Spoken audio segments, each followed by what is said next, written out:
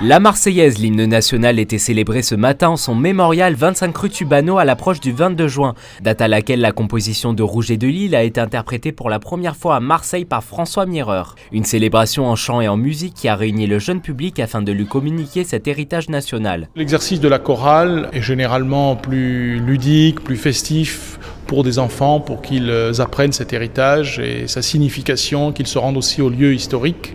C'est important d'éprouver les choses avant que de les conceptualiser, au fond. Et c'est à eux que ça s'adresse d'abord, parce que ce sont eux qui sont, si je puis dire, les récipiendaires de cet héritage et qui le porteront dans l'avenir.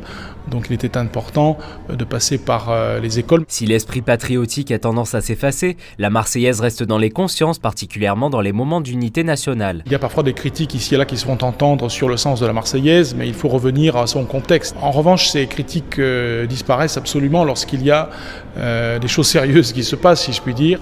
Et donc en 2015, on a vu ressurgir dans toutes les rues du pays et spontanément la Marseillaise, qui est un chant qui reste puissant, très fort, marquant. On a bien vu en 2015 que la liberté n'était pas possible sans une certaine vigilance au risque de la violence. C'est un emblème incontournable et qui a aussi encore une valeur universelle, puisqu'on a vu la Marseillaise chanter à l'étranger, à New York, à Hong Kong et ailleurs, à l'initiative des étrangers eux-mêmes pour rendre hommage aux Français.